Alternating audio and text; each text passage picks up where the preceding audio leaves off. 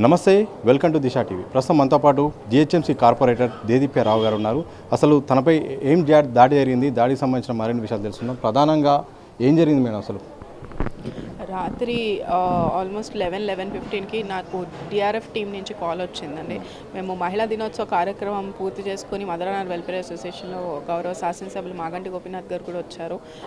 Dinner అదంతా అయ్యేసరికి 10:30, 10:45 వరకు అక్కడే ఉన్నాను. తర్వాత ఇక్కడ ఆఫీస్కి వచ్చి ఇంటికి వెళ్దామని ఇక్కడికి వచ్చాను. ఇక్కడ ఆఫీస్కి వచ్చి వచ్చేలోపు నాకు ఫోన్ వచ్చింది డిఆర్ఎఫ్ టీం నుంచి 11-11:15 మధ్యలో. వస్తే వాళ్ళు కట్అవుట్స్ తీయడానికి వచ్చాము, నవీన్ యాదవ్ కట్అవుట్స్ తీయడానికి వచ్చాము, పెద్ద పెద్ద కట్అవుట్స్. దాని మీద వాళ్ళు 15-20 మంది మా మీద దాడి చేస్తున్నారు మేడం, మమ్మల్ని తీయనియట్లేదు అని చెప్పి ఫోన్ చేశారు.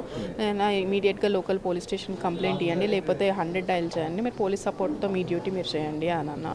అంటే సరే అని పెట్టేశారు. మళ్ళీ కాల్ బ్యాక్ చేశారు, మమ్మల్ని కనీసం ఇక్కడి నుంచి కదలనియట్లేదు, మీరు కంప్లైంట్ ఇచ్చింది వాళ్ళు రావాలి అని చెప్పి వాళ్ళు ఫోర్స్ చేస్తున్నారు అన్నారు. సరే, నేను ఏంటంటే రాత్రి పొల్యూషన్ వాటర్ వస్తుంది బస్తీల్లో, జవహర్ నగర్, రెహమత్ నగర్లో పొల్యూషన్ వాటర్ వస్తుంది అని చెప్పి లైన్ మ్యాన్స్తో మాట్లాడి రెడీ చేసి పెట్టాను. ఎందుకంటే నైట్ సప్లైస్ నడుస్తాయి, సమ్మర్ కాబట్టి కొంచెం వాటర్ ప్రాబ్లం అవుతుంది అని పబ్లిక్ కంప్లైంట్ చేస్తే దాని గురించి వెళ్దామని ఉద్దేశంతో నేను స్టార్ట్ అయ్యాను.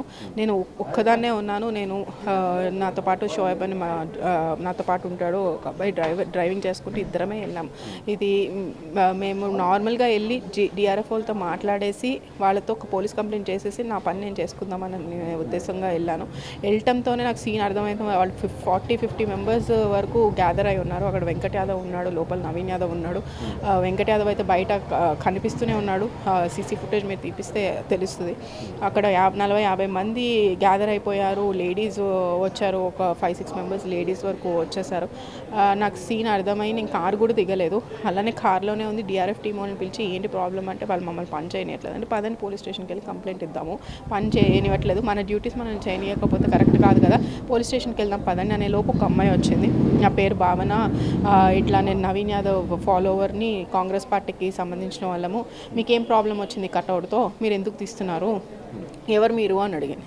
ఇక్కడ లోకల్ కార్పొరేటర్ అమ్మ, మీ కట్అవుట్ అని కాదు, ఏ కట్అవుట్స్ అయినా పెద్ద పెద్ద కట్అవుట్స్, పెద్ద 20 feet పెద్ద బ్యానర్స్ ఇప్పుడు ఏదైతే పెడుతున్నారో పబ్లిక్కి ఇబ్బంది కలుగుతుందని జిహెచ్ఎంసీ జనరల్గా ఒక 2-3 డేస్లో తీసేస్తుంది. అది మా జిహెచ్ఎంసీలో రూల్, 2-3 డేస్లో తీసేస్తుంది. బట్ వాళ్ళది 4-5 monthsగా అలానే ఉంది. ప్లస్ పాత పడిపోయింది, ఆ స్ట్రక్చర్ కూడా మీరు చూస్తే పాత పడిపోయింది, ఎప్పుడైనా పడిపోయే ఛాన్సెస్ ఉన్నాయని చెప్పి నేను డిఆర్ఎఫ్ టీమ్కి కంప్లైంట్ ఇచ్చాము. డిఆర్ఎఫ్ కంట్రోల్ రూమ్కే ఇచ్చాము కంప్లైంట్. మేము లీగల్గానే ప్రొసీడ్ అవుతున్నాం, డిఆర్ఎఫ్ కంట్రోల్ రూమ్కి ఇచ్చాము, ఆఫీసర్స్కి ఇచ్చాను. అలానే వాళ్ళు వచ్చారు, స్పందించారు, వాళ్ళు తీయడానికి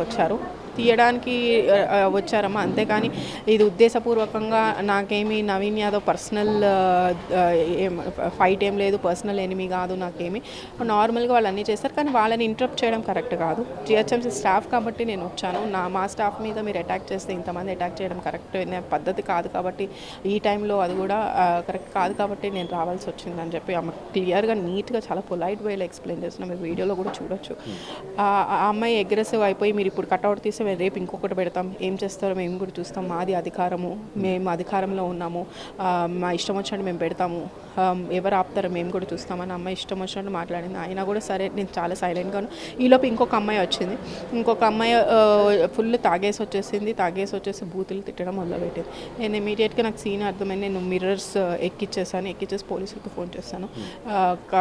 పోలీసు ఫోన్ చేసి పెట్రోలింగ్ కార్ పంపించండి, ఇక్కడ ఏదో అటాక్ అయ్యేటట్టు ఉంది అని అర్థమయ్యి నేను పెట్రోలింగ్ కార్కి పంపించాను. మా కారు ముందు కనీసం జరగనివ్వకుండా 30-40 మంది కారు చుట్టూతో మూగి ఫోన్లు పట్టుకొని రికార్డింగ్లు చేస్తూ ఉన్నారు. మేము కారు అద్దం గట్టిగా కొడుతూ సైడ్ మిర్రర్ని కూడా తిప్పేస్తూ చాలా కాళ్ళతో డోర్ని తంతు చేసింది. డోర్ ఇమీడియట్గా ఓపెన్ అయిపోయింది. ఓపెన్ అవ్వగానే ఇమీడియట్గా నన్ను లాగడానికి ప్రయత్నించింది. నా చెయ్యి కూడా ట్విస్ట్ చేసేసి నేను ఫోన్ చేస్తున్నాను, ఎస్ఐకి ఫోన్ చేస్తున్నా, ఇక్కడ పంపియండి అని అరుస్తున్నాను, పెట్రోలింగ్ కానీ పంపించండి ఎమర్జెన్సీ అని చెప్పి అరుస్తూ ఉంటే కూడా మా సీఐని పిలుస్తావా, ఎమ్మెల్యేని పిలుస్తావా అని చెప్పి నా ఫోన్ లాక్కుని కూడా పగలగొట్టేశారు.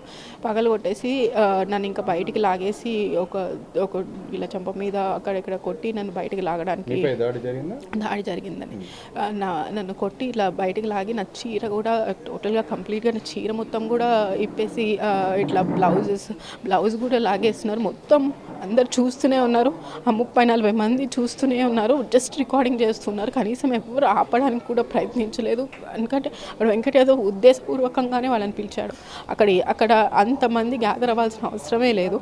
అది ప్రీ ప్లాన్డ్గా వాళ్ళందరూ ప్లాన్ చేసి ఇది అటాక్ చేసింది. ఎందుకంటే అంత లేడీస్ ఆ టైంలో ఉండాల్సిన అవసరం ఏముంది? అది కూడా ఒక ఆఫీస్, అది వాళ్ళ ఇంట్లో పనోళ్ళు కాదు, ఏమీ కాదు, ఆఫీస్కి. అది కూడా కళ్ళు కంపౌండ్లో తాగిన లేడీస్ని పిలిపించి మరి ఇంత దారుణంగా ఒక మహిళ పైన, ఒక కార్పొరేటర్ ప్రజాప్రతినిధి పక్కన పెట్టండి, ఒక మహిళ, అది కూడా ఒంటరిగా వెళ్ళాను, ఒంటరిగా ఉన్న మహిళ పైన మీరు ఇట్లాంటి అటాక్స్ చేయడం అనేది ఎంతవరకు సబబో నాకు అర్థం కావట్లేదు.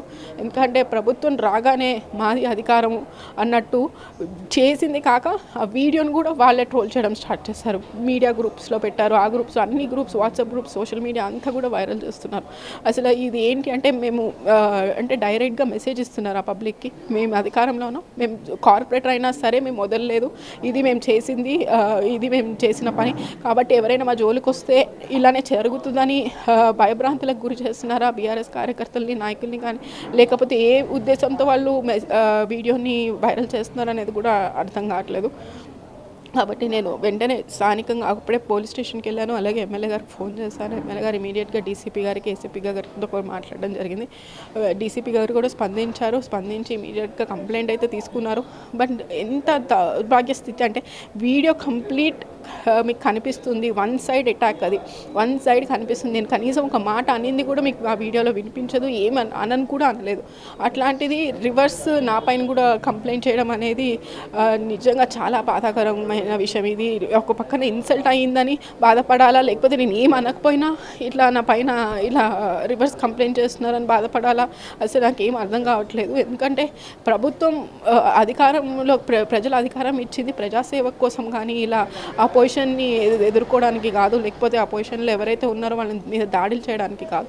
ప్రజాపాలనలో ఏదైతే ప్రజాపాలన అని ప్రభుత్వం అధికారంలోకి వచ్చిందో కాంగ్రెస్ ప్రభుత్వం, ప్రజాపాలన మీద, ప్రజా సంక్షేమాల మీద మీరు స్పందించాలి, కానీ ఇలా ఇటువంటి దాడులు చేసి ఎవరిని భయభ్రాంతులకు గురి చేస్తున్నారు అనేది నాకు అర్థం కాని విషయం. కాబట్టి మీ ద్వారా ముఖ్యమంత్రి గారిని కూడా నేను కోరుకుంటున్నాను, ఇది నా సిన్సియర్ రిక్వెస్ట్, మీరు అన్నట్టు మీ మాట ప్రకారం, ప్రోటోకాల్ ప్రకారం ఏ పార్టీ అయినా ప్రజాప్రతినిధులే ప్రతి ఒక్కరికి ప్రోటోకాల్ మెయింటైన్ చేయాలని ముఖ్యమంత్రి గారే తరచూ అంటూ ఉన్నారు. కాబట్టి మీ మాట నిజమైతే ఇటువంటి వ్యక్తుల్ని మీరు పార్టీ నుంచి ఇమీడియట్గా సస్పెండ్ చేయండి.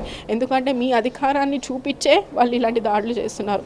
మాది అధికారం కాబట్టి మేము ఏం చేసినా పర్వాలేదు అనే ధీమాలో వాళ్ళు ఉన్నారు. కాబట్టి ఆ వీడియోని వాళ్ళే ట్రోల్ చేస్తున్నారు, డైరెక్ట్గా మెసేజ్ ఇస్తున్నారు, ఇది మేము చేసే పని అని మా కార్యకర్తలకి ఇండైరెక్ట్గా, మహిళా కార్యకర్తలు కానీ, లేకపోతే మామూలు కార్యకర్తలు కూడా బయటికి రావడానికి భయపడుతున్నారు. గత 10 సంవత్సరాలుగా వాళ్ళతో ఇదే సినారియో, ఇదే సీన్ జరుగుతూ ఉంది. కానీ ఎమ్మెల్యే గారు వచ్చాక ఇవన్నీ లా అండ్ ఆర్డర్ చాలా కంట్రోల్లోకి వచ్చింది. వాళ్ళని కంట్రోల్ చేశారన్న కక్షతోనే ఇవన్నీ కూడా ఉద్దేశపూర్వకంగా చేస్తున్నారని అనుకుంటున్నాను. ప్రధానంగా మీరు నవీన్ యాదవ్ సంబంధించిన కుటుంబ సభ్యుల ఫ్లెక్సీకి అడ్డుపడుతున్నారు, పదే అడ్డుపడుతున్న కారణంగానే ఇలా జరిగిందని వాళ్ళ ఒక వర్గం నుండి మీరు అడ్డుపడుతున్నారు, అటువైపు నుండి వస్తున్న వార్త. మాకు ఫ్లెక్సీలతో ప్రాబ్లం లేదండి. ఇది ఫ్లెక్సీతో ప్రాబ్లం అయితే 4 months బ్యాకే చేసేవాళ్ళం. ఇది నేను ప్రజెంట్ కార్పొరేటర్, అధికారం వాళ్ళది ఉన్నా కూడా కార్పొరేటర్ స్టిల్ మాకు ఇంకా 2 years టర్మ్ ఉంది. మా టర్మ్, నేను కార్పొరేటర్ పదవి నుంచి అయితే మీరు తొలగించలేదు కదా, మీరు అధికారంలోకి రాగానే కార్పొరేటర్లు ఇక్కడ బీఆర్ఎస్ పార్టీ గెలిచిన ఎమ్మెల్యేలు కాదా, లేకపోతే కార్పొరేటర్లు కాకుండా పోతామా? మేము ప్రజల్లో ఇంకా ఉన్నాం, ప్రజల్లో ఇంకా సేవ చేస్తాం కూడా. మా పదవీ కాలం పూర్తయ్యేంత వరకు మేము సేవ చేయాలి. అది మేము మాట ఇచ్చి ప్రమాణం చేసి తీసుకున్న పదవి ఇది. కాబట్టి మేము ఉంటాం, ప్రజల్లో ఉంటాం. అలానే ఇప్పుడు ఫ్లెక్సీల గురించి మేము నేను ఏ రోజు మాట్లాడాను? గత 3 monthsగా 4 monthsగా వాళ్ళు ఫ్లెక్సీలు పెట్టుకుంటూనే ఉన్నారు. ఇప్పుడు కూడా ఉన్నాయి వాళ్ళ ఫ్లెక్సీలు. వేరే ఏరియాలో ఫ్లెక్సీలు వేరు, కట్అవుట్స్ వేరు. ఈ 30 feet కట్అవుట్, చెక్కలతో చేసి కర్రలతో నిలబెట్టిన కట్అవుట్ ఏంటంటే 4 months బ్యాక్ వాళ్ళు ప్రభుత్వం అధికారంలోకి వచ్చాక ముఖ్యమంత్రి గారిని అభినందిస్తూ పెట్టిన కట్అవుట్ అది. అలాగే సంక్రాంతి శుభాకాంక్షలు వరకే ఉంది, అది మీరు ఇప్పుడు వెళ్ళి కట్అవుట్ కూడా చూడొచ్చు. ఇప్పుడు కూడా అట్లనే సంక్రాంతి వరకు ఉన్న కట్అవుట్ అంటే ఇది ఆల్మోస్ట్ మార్చ్, సంక్రాంతి ఎప్పుడు అయిపోయింది, ఇప్పుడు 2-3 మంత్స్ పైన అయిపోయింది కట్అవుట్లో. దానికి స్ట్రెంత్ ఎలా ఉంటుంది, గాలికి ఊగడమో లేకపోతే దాన్ని వీక్ అవుతూ ఉంటుంది. కాబట్టి పక్కనే స్కూల్ ఉంది, ప్లస్ ఇంకోటి బస్ స్టాప్ పక్కన ఉంది. రేపు ఏమైనా ఇబ్బంది జరిగితే పడిపోతే పబ్లిక్కి ఇబ్బంది జరుగుతుంది. నేను నా ఫోన్ పగిలిపోయింది, నా ఫోన్ పగలగొట్టాను, లేకపోతే నేను టీఆర్ఎఫ్ వాళ్ళకి కంప్లైంట్ ఇచ్చిన అది కూడా అదే రీజన్తో ఇచ్చాను. ఏంటంటే పడిపోతే పబ్లిక్ ఇబ్బంది పాలవుతారు, దయచేసి యాక్షన్ తీసుకోండి. ఇటువంటి పెద్ద పెద్ద కట్అవుట్స్ మా టైంలో కూడా ఎప్పుడు కేటీఆర్ గారు కట్అవుట్స్ కానీ బ్యానర్స్ కానీ ఎంకరేజ్ చేయలేదు, ఇది అందరికీ తెలిసిన సత్యం. మొత్తం జిహెచ్ఎంసీలో మీకు తెలుసు, మేము పెడితేనే మాకు ఫైన్ ఇప్పించారు. అట్లాంటిది అందరికీ తెలిసింది. ఇప్పుడు సరే ప్రభుత్వం మారిని, వాళ్ళకి కటౌట్లు కావాలి, బ్యానర్లు కావాలి, పబ్లిసిటీ కోసం ఏమైనా చేసుకోవచ్చు, కాదని చెప్పట్లేదు. కానీ అయిపోయిన తర్వాత జిహెచ్ఎంసీ రూల్స్ అనేవి మనం కూడా ఫాలో అవ్వాలి కదా. ఇప్పుడు మీరు పెట్టుకున్నారు, పబ్లిసిటీ చేసుకున్నారు, అయిపోయింది. ఆ కార్యక్రమం అయిపోయాక కటౌట్స్ తీసేయాలి, మళ్ళీ నెక్స్ట్ కార్యక్రమం వస్తే మళ్ళీ పెట్టుకుంటారు. కానీ అదే కంటిన్యూషన్గా ఉండాలి. కేవలం ఒక కటౌట్ కోసం, ఒక బ్యానర్ కోసం ఒక మహిళ పైన దాడి చేయడం ఎంతవరకు సబబని నేను మీ ద్వారా వాళ్ళని అడుగుతున్నాను. సో అసలు మీరు ఇలాంటి ఘటన ఎక్స్పెక్ట్ చేశారు? ఎందుకంటే ఎలాంటి సెక్యూరిటీ లేకుండా చాలా సింగిల్గా అంతా నైట్ టైంలో వెళ్ళారు, ఒక్కసారిగా చాలామంది వచ్చారు, గుమ్మిగూడ ప్రీ ప్లాన్గా జరిగింది అనుకుంటున్నారు, ఎక్స్పెక్ట్ చేశారా ఇలాంటి? లేదండి, అస్సలు ఎక్స్పెక్ట్ చేయలేదు. ఎందుకంటే గతంలో కూడా కేవలం ఒక జెండా దిమ్మ కోసం, ఒక నేషనల్ ఫ్లాగ్ ఎగరేయడానికి యాదగిరి నగర్లోనే ఒక దిమ్మ కడుతుంటే కూడా ఆ టైంలో కూడా అంతే నేను మా హస్బెండ్ మాత్రమే ఉన్నాం. ఎందుకంటే మాకు ఫస్ట్ నుంచి కార్యకర్తల్ని డిస్టర్బ్ చేయడం మాకు ఇష్టం ఉండదని. ఏ కార్యక్రమం వచ్చినా కూడా మేమే చేసుకుంటాం పర్సనల్గా. మేము ఒక 10-15 మంది ఉంటారు, వాళ్ళతోనే మేము కార్యక్రమం చేస్తాం. ఏ ఒక లీడర్ రావాలి, బ్యానర్ కట్టాలి, లేకపోతే అవి చేయాలని మేము ఎప్పుడు చూడలేదు. మేము బ్యానర్ కట్టే వాళ్ళని పెట్టేసి మేమే నుంచుంటాం, మేమే ఓవర్ నైట్ మేమే ఉంటాం. అది మాకు ఫస్ట్ నుంచి అలవాటు. కాన్స్టిట్యున్సీలో మీరు ఎవరిని అడిగినా కూడా తెలుస్తుంది. ఎందుకంటే ప్లస్ ఇది కాకుండా అర్ధరాత్రి ఎవరు ఫోన్ చేసినా నేను స్పందిస్తాను. నేను ఎందుకంటే అర్ధరాత్రి పూట స్పందించకపోతే ఇంకా నాయకులుగా మేము ఉండి లాభం లేదు. అది కూడా మా staff, DRF GHMC staff phone చేసినప్పుడు నేను ఇమీడియట్గా యాక్షన్ తీసుకోకపోతే లోకల్ జిహెచ్ఎంసీ కార్పొరేటర్గా ఉండే అర్థం లేదు కదా.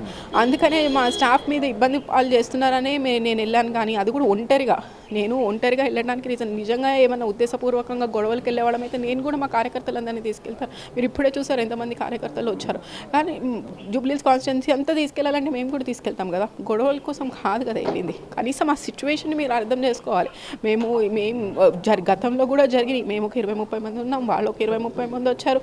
గతంలో కూడా అతను నా పైన దాడి చేశాడు. అప్పుడు కూడా నేను జూబ్లీహిల్స్ పిఎస్లో పోలీస్ స్టేషన్లో కంప్లైంట్ చేసాం. అప్పుడు అది కూడా కంప్లైంట్ ఇంకా ఉంది. అలాగే నా డివిజన్లో ఒక 2 ల్యాండ్స్ ఆక్యుపై చేసుకున్న ల్యాండ్ గ్రాబింగ్ కేసు ఉంది. ఎంఆర్ఓ గారు పెట్టారు, నేను కేసు పెట్టాను. అలాగే పబ్లిక్ ఇంట్రెస్ట్ కింద నేను ఇంప్లీడ్ అయిన కేసు ఉంది. వాళ్ళు ఇప్పుడు ఉంటున్న ఇల్లు ల్యాండ్ అక్విజిషన్ వాళ్ళు 6 crores వాళ్ళకి పేమెంట్ చేశారు. అయినా కూడా ల్యాండ్ ఎంక్రోచ్ అయ్యి, రోడ్ ఎంక్రోచ్ అయ్యి వాళ్ళు ఇల్లు కట్టుకుని ఉన్నారు. నువ్వు ఉండేది కబ్జాలు చేసుకుంటూ, నువ్వు ఉండే ప్రజల డబ్బులు తింటూ, నువ్వు కబ్జాలు చేసుకుంటూ ఉంటూ నువ్వు ఏం చూపించాలనుకుంటున్నావు ప్రజలకి? ఏమి అంటే ప్రజాక్షేత్రంలోకి రావాలనుకుంటున్నావు, నువ్వు ఏం సేవ చేయాలనుకుంటున్నావు? ఫస్ట్ మనం క్లీన్గా ఉండి, మనం నీట్గా ఉండి నువ్వు ప్రజలకు సేవ చేయాలి. కానీ నువ్వు క్లీన్గా లేకుండా నువ్వు ఎంతసేపు ప్రజల డబ్బులు తినేసి ఆల్మోస్ట్ 6 crores అండి, 5 to 6 times రెట్టింపు వాల్యూ ఇచ్చారు. 2015 రోడ్ వైండింగ్ కేసు ఇది. నేను గెలిచాక 3 yearsగా నేను కొట్లాడుతూనే ఉన్నా. ఎందుకంటే రోడ్ వైండింగ్ అనేది నా పర్సనల్ ఇష్యూ కాదు, ఎమ్మెల్యే గారి పర్సనల్ ఇష్యూ కాదు. రోడ్ వైండింగ్ అనేది ప్రజల కోసం, ప్రజల అభివృద్ధి కోసమే ప్రజలు యూజ్ చేసుకుంటారనే మనం అడుగుతాం. కానీ నాకేమైనా పర్సనల్ ఇంట్రెస్ట్ ఉంటుందా? నువ్వు డబ్బులు తీసుకున్నావు, నువ్వు నీ ప్లేస్ని ఇచ్చేసేయాలి. ఆటోమేటిక్ డబ్బులు తీసుకోకపోతే పోనీ అర్థం. నువ్వు డబ్బులు తీసుకుని ప్లేస్ ఇవ్వకుండా ఇంకా ఆక్యుపై చేసుకుని ఇది నా ఇల్లు అంటే అనేది కూడా కరెక్ట్ కాదు కదా. ప్లస్ ఆ ఇల్లు కూడా అతనిది కాదు, వేరే ఓనర్ వచ్చాడు. అప్పుడు ఓనర్ ద్వారా కూడా కంప్లైంట్. ఇప్పుడు మా దగ్గరికి ఎవరైనా వచ్చి అప్రోచ్ అయితే మేము వాళ్ళకి రెస్పాన్స్ ఇచ్చి వాళ్ళకి సపోర్ట్ చేయాల్సింది మా డ్యూటీ. మేము ఇక్కడ పొజిషన్లో ఉన్నప్పుడు వస్తారు, ఎమ్మెల్యే గారి దగ్గరికి వస్తారు, మా దగ్గరికి వస్తారు. వాళ్ళ ద్వారా అన్యాయం జరిగిందని చెప్పి వస్తే మేము నీకు శత్రువులం అయిపోతామా? మా డ్యూటీ మేము చేయొద్దా? నేను చేసిన తప్పేంటి? మేము ఏం తప్పు చేశామని ఇంత దారుణంగా ఒక మహిళని, ఒక కార్పొరేటర్ పక్కన పెట్టండి, అసలు ప్రజాప్రతినిధి ఒక మహిళ ఆ టైంలో ఒంటరిగా వస్తే నువ్వు నీ మనుషులతో చేపించే దారుణమైన ఇంత దాడి చేయించాల్సిన అవసరం ఏమన్నా ఉందా? అది కూడా ఒక కట్అవుట్, ఒక ఫ్లెక్సీ కోసమా? అరే ఒక ఫ్లెక్సీ వాళ్ళు తీసే రేపు పెట్టుకునే అంత సత్తా నీకు ఉంది కదా, నువ్వు పెట్టుకోలేవా? దానికి ఇంత దారుణంగా బిహేవ్ చేయాలా? సో ఇలాంటి ఘటనలు జరగకుండా ఎలాంటి చట్టాలు రావాల్సిన అవసరం ఉంది? అలాగే మీపై జరిగిన దాడి పట్ల మీరు చట్టపరంగా ఎట్లా ముందుకెళ్ళాలి? డెఫినెట్గా అండి మహిళా కార్పొరేటర్గా మహిళల సంక్షేమం కోసం అభ్యున్నత కోసమే నేను ముందు ఈ రాజకీయాల్లోకి రావడం జరిగింది. ఒక మహిళగానే మహిళలకి సపోర్ట్ చేయాలని, కానీ నాకే రక్షణ లేనప్పుడు నేను ఇంకా వేరే మహిళలకి ఎలా సపోర్ట్ చేస్తాను? అసలు నేను ఒక అంబిషన్, ఒక ఎయిమ్, ఒక గోల్తో వచ్చాను, కానీ అది అసలు మమ్మల్ని రీచ్ అవ్వనివ్వకుండా, నా సర్వీస్ని కూడా నన్ను చేయనివ్వకుండా ఇట్లా అడుగడుగున ఆటంకాలు అడుగడుగున ఆపుతూ ఉంటే మేము ఎలా సర్వ్ చేస్తాం, ఎలా ఉంటాం పబ్లిక్లో? నేను పోలీసులు డిమాండ్ చేస్తున్నా, కంపల్సరీగా ఇప్పుడు ఎవరైతే నా పైన అటాక్ చేశారో వాళ్ళతో పాటు నవీన్ యాదవ్, వెంకట్ యాదవ్ మీద కంపల్సరీ చట్టపరంగా ఏమున్నాయో వాళ్ళ మీద యాక్షన్ తీసుకోవాలి. వాళ్ళు పోలీస్ స్టేషన్కి రావాలి, వాళ్ళకి తెలియాలి ఏంటి అంటే వాళ్ళకి పోలీసులు భయం లేదు, వాళ్ళు ఎప్పుడు అరెస్ట్ కాలేదు. మా వెనకాల ఏదో సీఎం ఉన్నారు, మా వెనకాల ఎవరెవరో పెద్ద వాళ్ళు ఉన్నారని చెప్పుకొని మా దగ్గర డబ్బులు ఉన్నాయి ఇలా విసిరి పడేస్తే అయిపోతుంది అనుకుంటున్నారు. కానీ ఒక మహిళ పైన జరిగిన దానికి ఈరోజు ముఖ్యమంత్రి గారు స్పందించాలి, కంపల్సరీగా రేవంత్ రెడ్డి గారు స్పందించాలి. మీరు చెప్పిన మాట నిజం వాస్తవం అయితే ఇమీడియట్గా వారిని పార్టీ నుంచి సస్పెండ్ చేయాలి, మీరు యాక్షన్ తీసుకోవాలి. ఇదే వారు నాకు చేసే న్యాయం అని నేను కోరుకుంటున్నాను. మొత్తంగా ఇది వెంగళరావు నగర్ కార్పొరేటర్ ప్రధానంగా చెప్తున్నారు. సో తనపై జరిగిన దాడి పట్ల మాత్రం చాలా అమానుషంగా దాడి జరిగింది. సో సీఎం రేవంత్ రెడ్డి స్పందించాల్సిన అవసరం ఉంది. అలాగే ఏదైతే నాపై చేసిన మహిళలపైన, అలాగే నవీన్ యాదవ్ పైన, వెంకట్ యాదవ్ పైన కూడా చర్యలు తీసుకోవాల్సిన అవసరం ఉందని కూడా వారు స్పష్టం చేసిన సందర్భం కనిపిస్తూ ఉంది. కెమెరా పర్సన్ వాసుతో సతీష్, దిశ టీవీ, హైదరాబాద్.